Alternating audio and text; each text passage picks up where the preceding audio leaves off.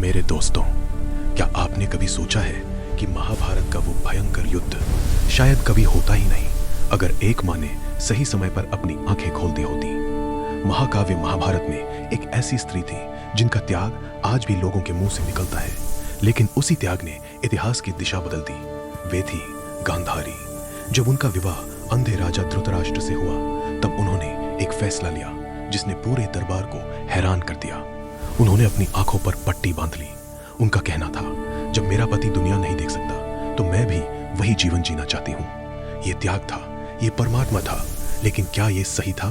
समय बीतता जाया, उनके पुत्र बड़े लेकिन मैं देखता हूँ, खासकर दुर्योधन, ये सिंहासन वो मेरा होगा, महत्वाकांक्षी था, जिद्दी था, मेरी शरीर राज्य चमकेगा और मेरे शत्रु नष्ट हो जाएंगे। माँ, मैं महान बनूंगा, कोई मुझे नहीं रोक सकता।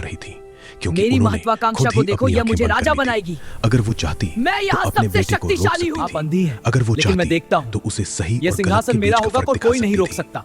मैं महान बनूंगा, उनका मेरी जीत होगी। धीरे धीरे पूरे हस्तिनापुर को अंधकार की ओर ले जाता गया। और फिर वो दिन आया जिस दिन महाभारत का युद्ध शुरू हुआ। एक एक करके उनके 100 पुत्र मारे गए, पूरा वंश नष्ट हो गया और अंत में सिर्फ खाली हाथ और टूटा हुआ दिल बचा। आज भी एक सवाल खड़ा रहता है, क्या ये सब टल सकता था? गांधारी की कहानी हमें एक बहुत गहरा सबक देती है। त्याग हमेशा महान नहीं होता। आंखें बंद करना, सच्चाई से मुड़ना नहीं होता। कभी कभी जीवन में सबसे बड़ा धर्म यही होता है कि हम सच को देखें और सच के खिलाफ खड़े हों।